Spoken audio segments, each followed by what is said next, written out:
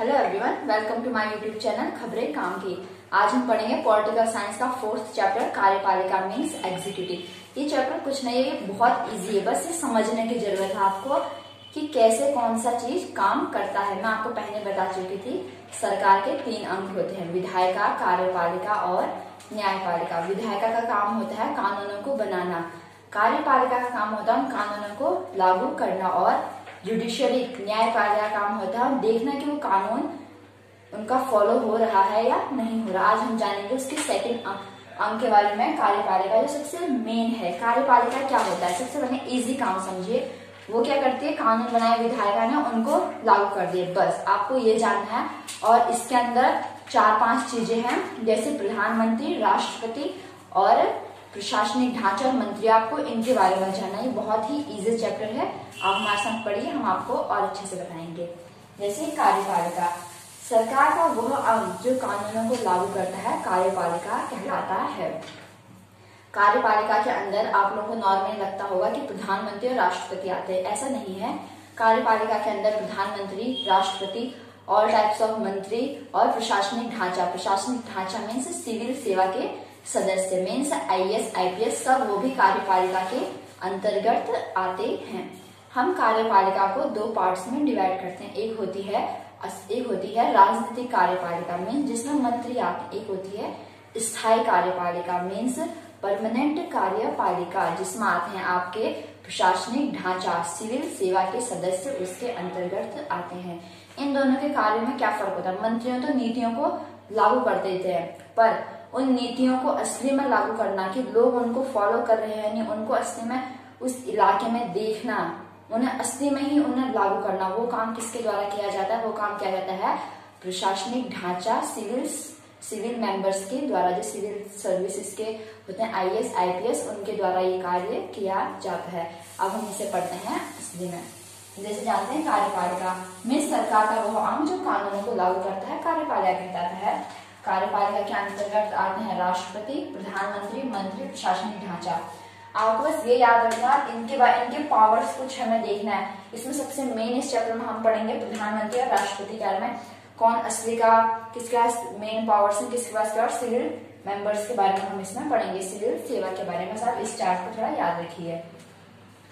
राजनीतिक कार्यपालिका में सरकार के प्रधान और उनके मंत्रियों को शामिल किया जाता है। सरकार के प्रधानमंत्री और उनके मंत्रियों को राजनीतिक कार्यपालिका में शामिल किया जाता है।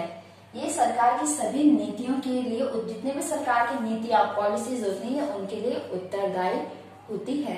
ये सरकार कोई पॉलिसी बनाती है, उनके लिए उत्तरदायी होते हैं। पर जो लोग रोज के प्रशासन, डेली के प्रशासन के लिए उत्तरदायी होते हैं। इनका काम तो होता है एक बार नीतियां बना दी, पर जो लोग डेली के देखते हैं कि डेली कानून व्यवस्था और प्रशासन को मेंटेन रखने का जिनका काम होता है, उन्हें स्थायी कार्यपालिका कहते हैं। इसके अंदर जो स्थायी कार्यपालिका में आते हैं सिविल सेवा के आते हैं।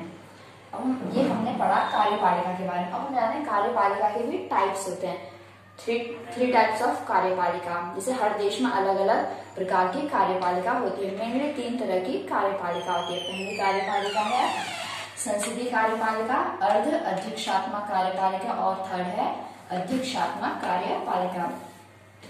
भारत में संसदीय कार्यपालिका को अपनाया गया है। इसमें क्या होता है कि संसदीय कार्यपालिका आप लोग जानते ही होंगे, राष्ट्रपति हमारे देश के सर्वोच्च नागरिक है, वह हमारे देश के प्रधान हैं। राष्ट्रपति सिर्फ देश के प्रधान है, परंतु सरकार के प्रधान जो है वो प्रधानमंत्री होते हैं। और मेन पावर्स जो होते हैं जितने भी, मतलब अगर कहा जाए तो प्रधानमंत्री ही सब कुछ होते हैं संसदीय कार्यपालिका में, जैसे कि हमारे देश में है। कहने को राष्ट्रपति सबसे बड़े होते हैं, परंतु असली में पावर्स के हिसाब से देखा जाए तो वो प्रधानमंत्री होते हैं। मैं बताना चाहूंगी, जितने भी राष्ट्रपति के पास जितनी भी शक्तियां होती हैं, उनके जितने भी कार्य होते हैं, वो मंत्रिपरिषद की सलाह पर उनको यूज करते हैं। मंत्रिपरिषद उनको जो सलाह देती है, ये करिए, राष्ट्रपति का काम होता है वही करना। अगर राष्ट्रपति एक बार बोल देते हैं, ये किसी चीज को, किसी विधेयक को भेजा, वो पुनर्विचार के लिए संसद में वापस करते हैं, तो अगर मंत्रिपरिषद ने दोबारा भेजती है तो राष्ट्रपति का काम है कि वो उसे एक्सेप्ट करे। क्योंकि राष्ट्रपति मंत्रिपरिषद के कहने पर काम करता है। मंत्रिपरिषद का हेड कौन होता है? प्रधानमंत्री से मेन पावर जो होती है वो प्रधानमंत्री के पास होती है। भारत में संसदीय व्यवस्था को अपनाया गया है। संसदीय व्यवस्था में प्रधानमंत्री सरकार का प्रधान होता है। इस व्यवस्था में एक राष्ट्रपति या राजा होता है जो देश का नाममात्र का प्रधान होता है। प्रधानमंत्री के पास वास्तविक शक्ति होती है। Bharat, Germany, Italy, Japan, England. अब हम जानते हैं अर्ध अध्यक्षात्मक कार्यपालिका के बारे में, सेकेंड वाले में। इसमें क्या होता है कि इस व्यवस्था में राष्ट्रपति और प्रधानमंत्री दोनों होते हैं, लेकिन राष्ट्रपति को महत्वपूर्ण शक्तियां प्राप्त होती हैं। होने को तो इसमें राष्ट्रपति और प्रधानमंत्री दोनों होते हैं, पर जो मेन पावर्स हैं वो राष्ट्रपति को प्राप्त होती हैं इस वाली कार्यपालिका में। ये व्यवस्था किस देश में है? ये व्यवस्था है फ्रांस, रूस और श्रीलंका में। अब थर्ड तरह की कार्यपालिका है अध्यक्षात्मक कार्यपालिका। इसमें जो मेन हेड होते हैं, जो मेन पावर्स होते हैं वो होते हैं राष्ट्रपति के पास। ये वाली जो व्यवस्था है वो सबसे प्रचलित देश अमेरिका में ये व्यवस्था अपनाई गई है। कौन सी? अध्यक्षात्मक व्यवस्था। इस व्यवस्था में राष्ट्रपति देश और सरकार दोनों का ही प्रधान होता है। इस व्यवस्था में सिद्धांत और व्यवहार दोनों में ही राष्ट्रपति का पद बहुत शक्तिशाली होता है। अमेरिका, ब्राजील और लैटिन अमेरिका में इस व्यवस्था को अपनाया गया है। मीन्स हमने अमेरिका के इलेक्शंस देखे हैं अभी हाल ही में, उसमें राष्ट्रपति का पद, सारी पावर्स जो है राष्ट्रपति में केंद्रित होती हैं। अब इस चैप्टर को अगली वाली वीडियो में हम कंटिन्यू करेंगे।